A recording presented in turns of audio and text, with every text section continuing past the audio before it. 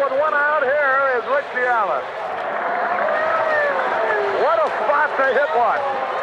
I was born in Wentworth Gardens, about a block and a half from the old Comiskey Park. White Sox baseball was all I knew. I mean, you're talking literally a block and a half from the ballpark. Most people think you live in the project or CHA development that you're poor, but we didn't know it. We just knew that the White Sox were down the street, and back in those days, kids got in free with an adult. So, being the guy that I was, I would go down to the entrance to the right field stands, and I would look for an adult. But see, the key here was general admission was 75 cents. And back in those days, $1 meant something. So my mother would give me $1. So if I got in free with somebody, I would have that $1 to spend on concessions. And now, Sundays were double headers. So my mother would give me $2. So yeah, I'm 8, 7 years old with $2 in my pocket. Okay, double header, 1 o'clock. Gotta find somebody. Excuse me, miss, can I go in with you? No. Okay, all right. Excuse me, sir, can I go in with you? No. But you get there early so you can find somebody. And you find a guy or a lady that would say, sure. So I would always find somebody, thank them, and then a double header, which meant more concessions, because then I had $2. Went in the right field stands, got a good seat. Then in the 7th inning, the ushers were very lenient. You sneak down into the box seats, and you thought you had died and went to heaven. It's almost like they wrote us off before we even thrown the first pitch. You weren't going to break us. We were going down to the last breath. We have to kill somebody at second base and break their legs. Yes, we want to. We're going to fight. There we go. He's on. I just remember getting out there and going, good God, these guys are huge. This club, suddenly, we thought we had a chance to beat them. When you're playing baseball in a place that you know is special, you didn't take that kind of stuff for granted. People didn't leave the park. They just wanted to stay there and absorb the sights and the smells. Welcome to Comiskey. Check your troubles at the gate.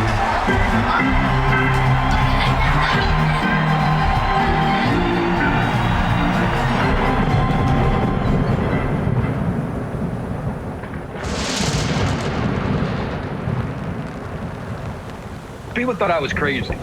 I loved rain delays. And people said, why do you love rain delays? It was more time in the ballpark. So I would just walk through the stands. You would hear the rain hitting off the tarp, that boom, boom, boom, boom, boom, boom, boom, boom. But then you just go to the picnic area in the left field and center field. Then eventually they did a picnic area in right field underneath the stands. Just walked around the stands because it was at the ballpark. It was at Comiskey Park. I remember like rain delay, go out, open the door, I feel like I was in the crowd. You open the door and you see the crowd went by you. That was awesome. I remember then the Andy Frank guys, I wish I can record their names now. Same guys, been working there forever. I used to love rain delays because I would get to play entire songs.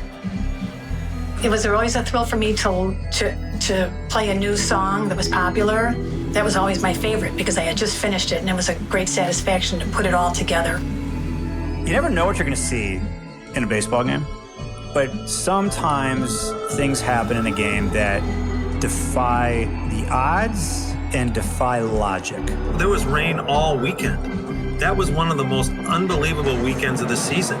We were coming back from Kansas City, and Torberg pulled me aside on the plane and says, hey, you and Jack, your guys are going to pitch a doubleheader. I'm giving you your first start. I was supposed to throw against Craig McMurtry, actually. Well, obviously, Texas found out here's this guy that's never started, a reliever, so they moved McMurtry, and they put Nolan Ryan against me, and I'm like, okay, so the way I took it is, I know it's my idol, but that's a slap in the face, so now I really wanted to get out there. That was actually the second game of a twilight doubleheader. And the first game had rain delays, and it was long and tiring. By the time the second game, Nolan Ryan comes out for his last appearance there, he actually got a standing ovation, and all these flash bulbs go off, you know. I ended up going, I think, like 6 1/3. It was a battle. Nolan Ryan, in his final game at Old Comiskey Park, he's got 2 men on, and Craig Graybeck smokes a 3-run homer off of Nolan Ryan. He's the number 8 hitter in the lineup. The Little Hurt has just hit a 3-run homer off of Nolan Ryan. Ozzie Guillen steps up to the plate, and while the fans are still like screaming and Nancy Faust is still playing, nah, hey, kiss him goodbye, The next pitch from Nolan Ryan is to Ozzie Guillen.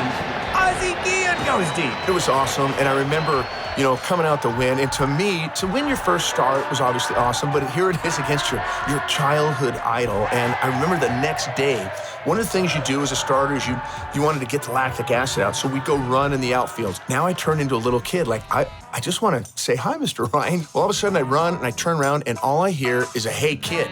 And I turn, and all he says is, hey, kid, nice job yesterday. And I probably could have taken on Usain Bolt at that time. I was flying back and forth, and it just meant the world to me. There was something said maybe in the paper, after the home runs off of Nolan that, Craig could hit a fastball. And, I think you kind of mentioned that in the paper, and maybe word got back to Nolan that little guy from Chicago talks about hitting your fastball pretty regular. I don't think Nolan liked that a whole lot. Unfortunately for Craig Graybeck, the Rangers would be playing the White Sox the following week in Texas. Nolan Ryan scheduled to start one of those games, and that old bastard, what does he do? First pitch to Craig Graybeck. Just nails him right in the ribs. Right in the ribs. Total Bush League from a future Hall of Famer. Right there, he could have just hit Craig Graybeck right in the head very easily. That is Bush, Nolan Ryan. Craig, just looked like he was going to have to come out of the game, but tough kid, Kate stayed in there. He stayed in the game. The next inning, I went out there, 2 outs. I was going to get somebody. So I get 2 outs, man on first. Well, it's Pete Incaviglia at the plate, biggest guy in their lineup. And I'm thinking to myself, I'm going to throw this, 87, 86 mile an hour fastball in there, and he's going to catch it with his bare hand. Well, I didn't get the sign from the catcher, so I throw a fastball. He pops out. As I go to the dugout, I'm like, we were supposed to get that guy. Carco told me, yeah, wait till we get 2 outs, nobody on. And I was like, you might want to let me know that. I'm out there holding the baseball. So anyway, next inning, 2 outs, nobody on, and Steve came up. Oh, my goodness, look at this. Lordy.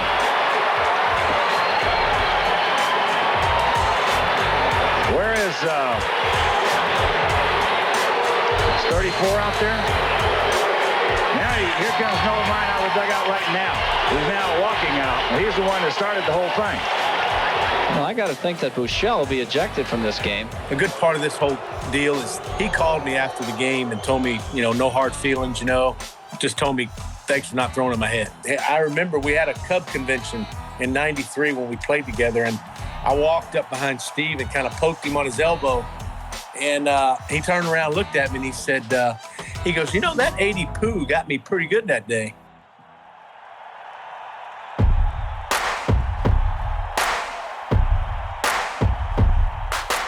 Almost all those guys, so I've known them for years. We came up through the minor leagues together.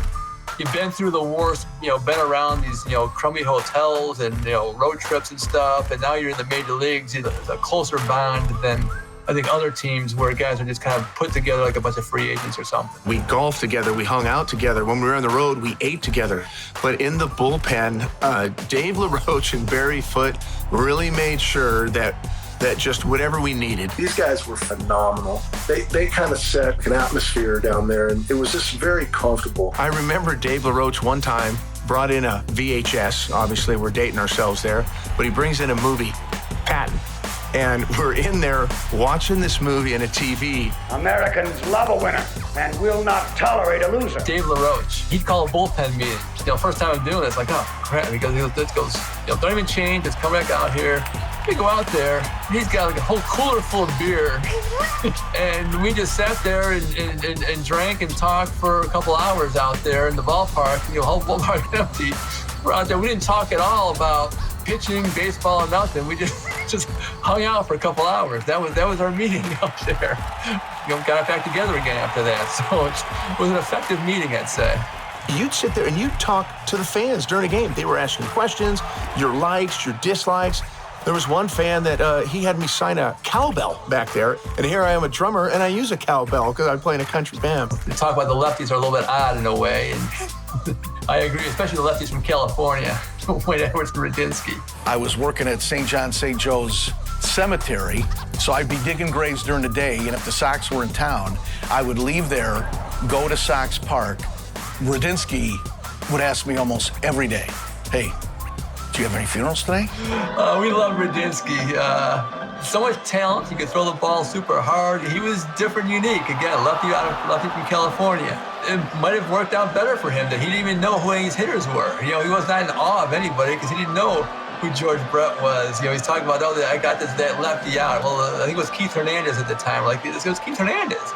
He goes, I don't know who it was. I don't know. Yeah, I just threw him this breaking ball, whatever. You got to remember, this is a time when how popular was ESPN at this time? I mean, there certainly wasn't an internet. I grew up on the West Coast. I didn't know a whole lot about the American League. I was a Dodger fan. And you know the superstars in the game. I'd be lying if I said I didn't know who George Brett was or who Keith Hernandez was, but it might sound cocky, but I just didn't care. He started dating Ozzie's sister-in-law. I think it's his wife's sister.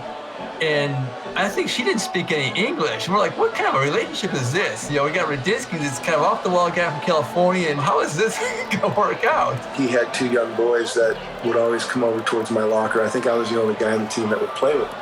And we were on a road trip in Texas, and there was a water park across the street. So, I'm trying to always rally up the bullpen guys. Let's go over to the water park. And it was like, we're not going over there. It's 110 degrees. We got to pitch. I guess I had the energy. So I went over there one day, and she was there with the two boys. So that's kind of how it started that day. And I cruised around the park with them, and we rode the rides. And he was super welcoming, totally cool about them. Obviously I had respect. We had a day off.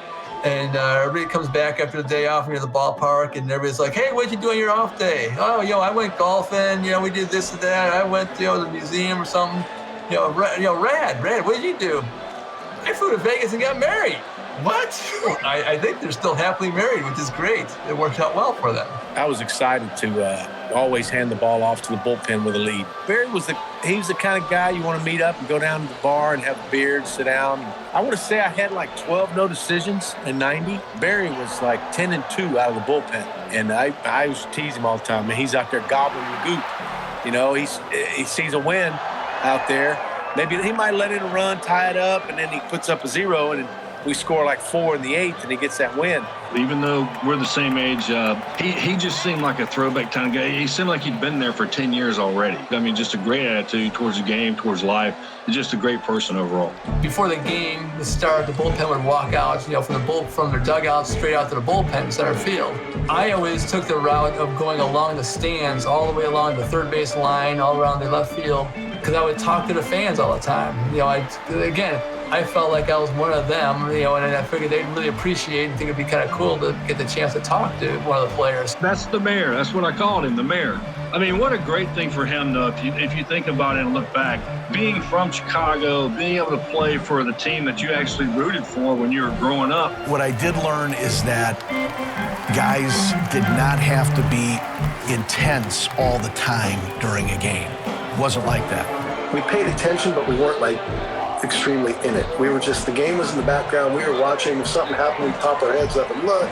But we weren't hanging on, clinging on to every single pitch. Those Game Boys became popular. We had tournaments out in the bullpen, playing Game Boys against each other. And it was a way to kind of not take away focus, but not be overly focused. And like I said, pay attention, but also be relaxed enough to where when the phone did ring, it wasn't panic. But as soon as that bullpen phone rang, we all looked, and the next thing you know, to see who's up.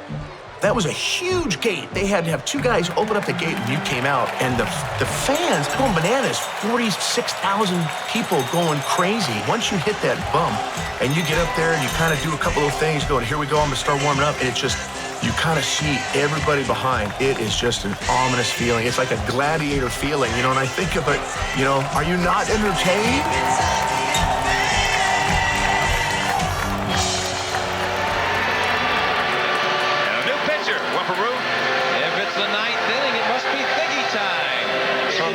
Numbers, 56 saves on the year, 10 better than anybody's ever done. Diggy's awesome. I mean, he's just such a bulldog, a workhorse, and just a tenacity out there to take on any hitter, any situation. He's out there ready to go and put it all on the line. Failure was not an option. Every time he came into the game, he was attacking the strike zone, and put the pressure on the hitter. I mean, he was made to be a closer.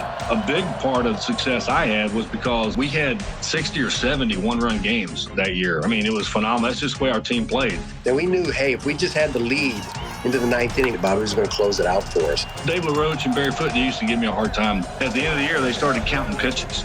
And now I could be ready in a short period of time, but if I had a lot of time, I would just keep throwing. He wouldn't like warm up, throw his 20 pitches, be ready to go in the game and sit down. He would keep throwing until the inning was over and he had to go in the game.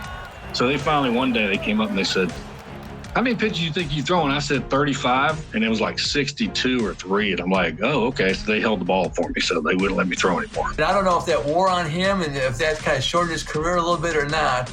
No, I never had a bad arm the whole time I played. Started having back spasms and stuff like that, and that kind of started my downfall. Bobby Thigpen was the anchor of the bullpen, and he took me in under his wing from day one. Getting the approval from him got you accepted into the group. I had great teammates, the cast that was with me in the bullpen, all those guys. We came together and had a great year, and that's the reason I had success that I did. One more time. Yeah. Watch the hand. Are you ready? We're ready. Come on. Yo, White Sox. Hooray! I walked up to the ballpark. It's a cold spring morning here in Chicago. And I did access the park through a little side door underneath the first base side. I found myself in the old facilities office. There's a gentleman there, and he says, I'll tell you what, I'll let you access the park, but only observe 2 rules. Do not walk on the field or do not go into the clubhouse. So he issued me a working pass. That was really the start of my 30-year odyssey to preserve the legacy of Comiskey Park. Here we are entering the park at the corner of 35th and Shields. I remember the shoe shine guy on the third base concourse, not too far from the box seats and near the entrance to the White Sox clubhouse. Andy the Clown, who can forget him? Great story about Andy the Clown. Reinsdorf and Einhorn were trying to change the image of the team, and they did not want to let go of all the old traditions, but Andy was sort of getting on the nerves of some fans, so he goes in to meet with Eddie Einhorn, and Einhorn wants to let him go. And he walked out of there with a raise. They kept Andy and gave him a raise. Einhorn didn't have the heart to get rid of Andy the Clown, although Andy did not make it across the street to the new ballpark. When those kids come out of college and sign, they're like, oh my God, this is the big league, this ballpark, old ballpark, Andy the Clown. But to me, it was great. It was an iconic place, you know, with the patio down below the wall, with the screens there. And then up above, you had the arches that went out to the streets. And then you had the massive roofs on both the right field side and the left field side. The sneaky good seats were the seats upper deck overlooking first base and third base. It almost felt like you were over the field, like looking down on the first baseman. You know, if you sat in the last row behind home plate in Comiskey Park, you had one of the greatest seats in the history of baseball. You sat up by Nancy, you had one of the greatest seats of all time. No matter you see in the bleachers, you see upstairs, it's everything was so close. It's just like a theater, you know what I mean? Everything was around him. And that's why that ballpark was very loud. Especially, you know, if somebody hit a home run and the scoreboard blow, you can feel in your body when that thing, the firework went off.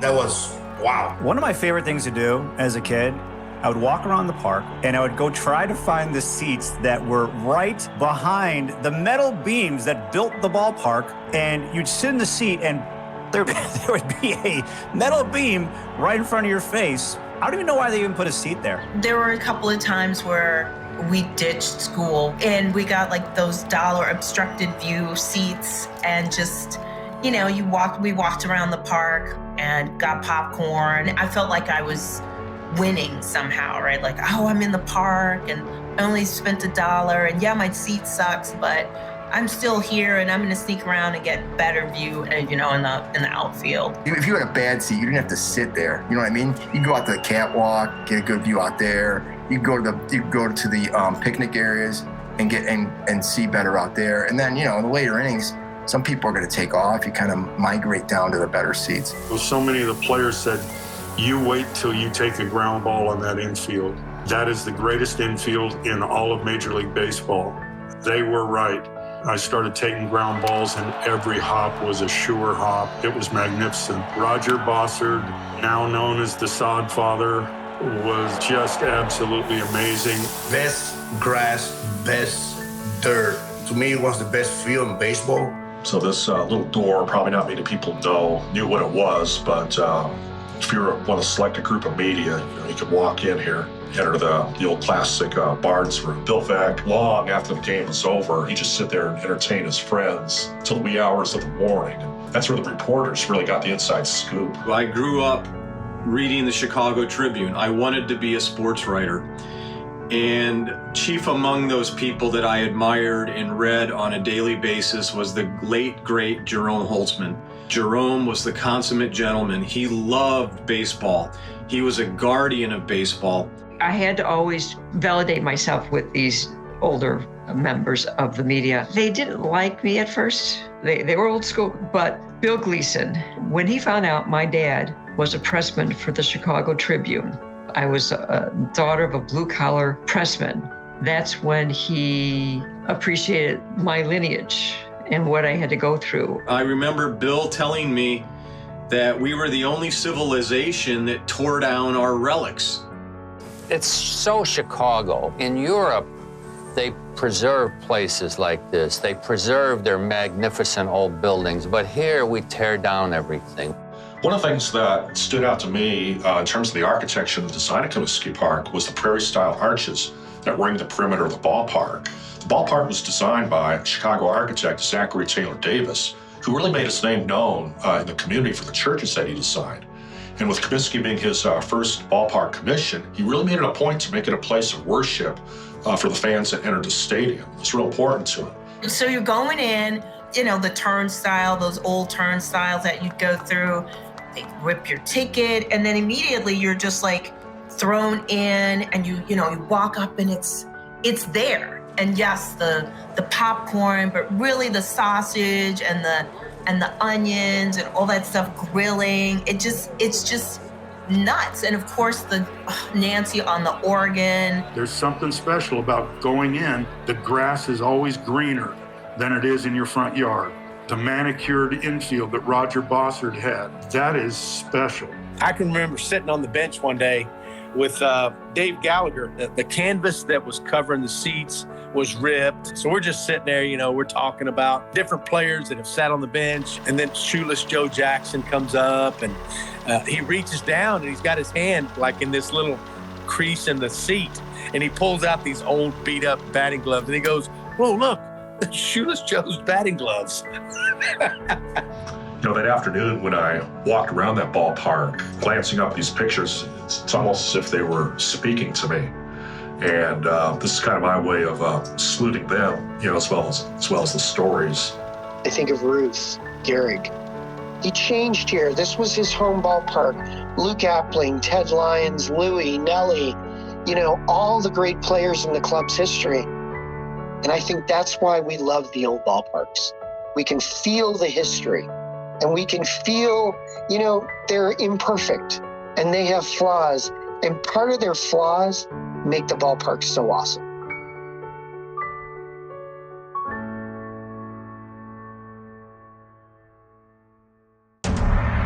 Chicago White Sox, Oakland A's, late in the season, you open up the newspaper and you see that White Sox legend Harold Baines has now gone to their rival, the Oakland A's. Your coffee drops, and it was in a way like they're doing this on purpose. This is your guy. His number is retired in your ballpark. We're getting him almost just to stick it to you. We don't even need Harold Baines, but we're doing it because it's a former White Sox legend, and he's going to beat you. That's how it felt. And if you can stomach it, you continue to read through the article. And the A's also acquire Willie McGee, batting champ, a speedster. So it's like, yeah, we got Harold Baines. Oh, and we also got Willie McGee. So what are you going to do now? Player over there, regular player, with the exception of maybe a few, Carlton Fisk, Kittle, Calderon, maybe, that can hold my... Someone in the left field upper deck hung a massive jock off the upper deck, and it had his name on it. And I don't know how they made that. Before Gene Honda, it was Bob Finnegan, and he was like, he was real professional, old radio guy. With the people in the left field upper deck, please pull in that banner. And if everybody knew it wasn't a banner, it was a giant jockstrap.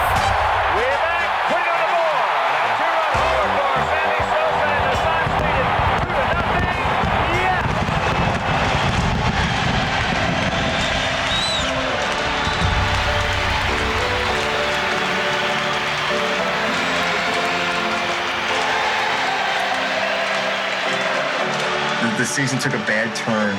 Sox played the Angels. They were going to pull to within 4 of Oakland that night. You could just kind of feel that maybe the momentum was turning, that the White Sox were going to make their move. And, it was August 25th. It was time to do it. Bobby Thigpen threw a high change to Lee Stevens, and he tagged it. And I remember watching that ball carry and carry and carry. Lance Johnson, God bless his heart, scaled the wall. But that ball was gone, and the place just went dead. It was as if, they turned the mute button on. There was one thing you could hear. The California Angels dugout. I could hear the whoops and the hollers from where I sat. And that was a blow, in my opinion, from which the White Sox never recovered that year. And the pitch. Line drive, one hop. Gallego takes it at short. Throw to first. And the A's win the pennant for the 3rd straight year. Out they come from the dugout and the bullpen.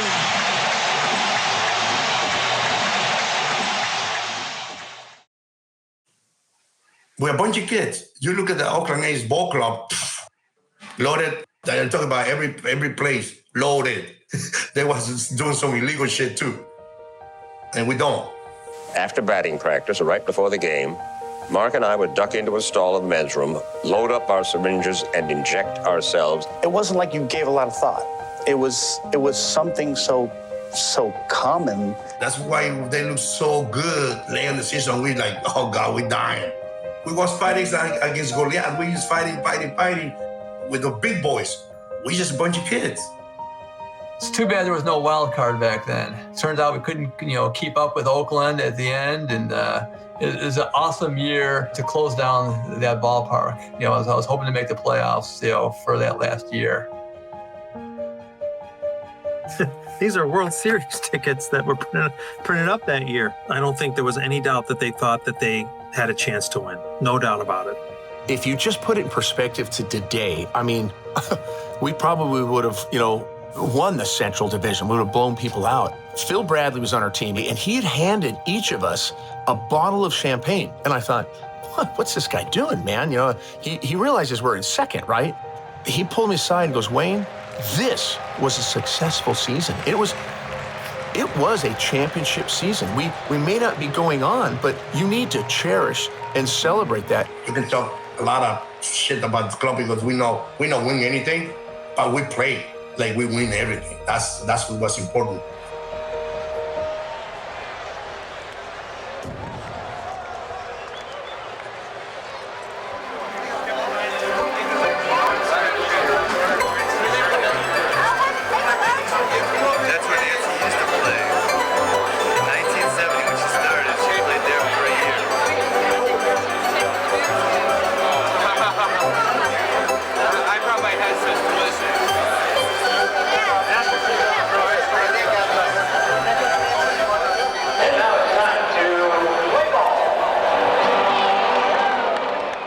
Comiskey Park went out the way I think everyone wanted to remember it in terms of the weather and the sun. But the fact that the team sent that park out like that was just perfect. And I think that really lessened the blow of losing that park. Number 35, Frank Thomas.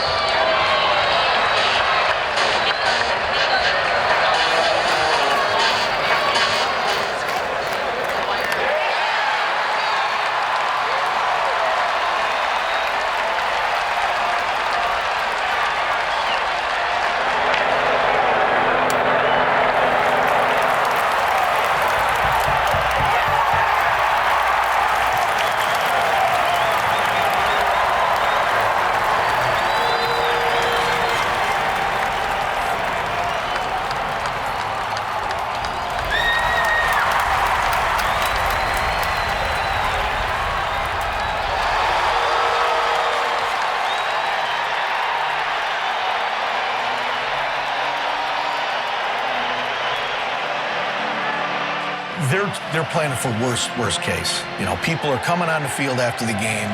It's going to be a mess. They're going to be ripping up bases. They're going to be taking seats out. Back then, you know, fans were always running on the field. The Sox were prepared for a lot of turmoil. They had the mounted patrol out there. The security overreacted beyond reasonable for beer samples. They thought there were going to be people going insane, and we couldn't sell beer after the 5th inning. The standard was cut off the liquor sales in the 8th inning, but that last game, they, I think, cut it off in the 5th inning. With that crowd, it wouldn't have made a difference. I mean, it was just, there was a melancholic atmosphere that day that you can't imagine. It was so orderly, and it was just a reflection of the fans. They didn't want to cause trouble. They just wanted to bask in the glory of an old park. So they didn't leave. They just sat in the stands and reflected on all the memories that park held. We'll go down to the field right now to Kenny McReynolds and Bonnie Green. They are live with manager Jeff Torborg. Okay, thank you, Al Janice. We're down here on the field. Jeff is an interview I'll never forget doing, but we both said to each other, we got to keep it together here. You know, we had to be professional. We can cry afterwards. But these fans have come out and support us to the tune of over 2 million. It says something about this city and also says something about the character of not only the town, but this ball club. When it all finally ended, nobody left their seats, and nobody wanted to go home.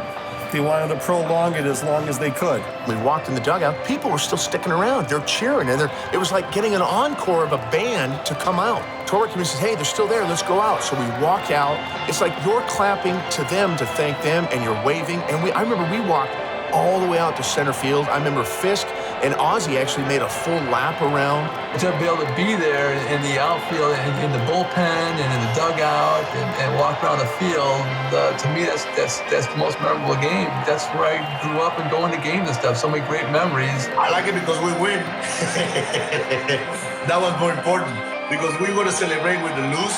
I might not come out from the dugout or the clubhouse. I was excited. I see a lot of people crying. It was a very emotional time, very emotional. We don't know what we have. I realized, you know what, we'll never have this camaraderie. These same people will never again be sitting toward me. And one of them fellows I captured on my home video, after the game, he had his hand like this, and he was just shaking his head. And it makes me so, and I've always thought if I could just meet that guy and just give him a hug. But I think that feeling just was contagious, and I thought, oh my God, this really is serious, you know. It seemed as quickly as the season began, it was all over. We went on our way, and it was it.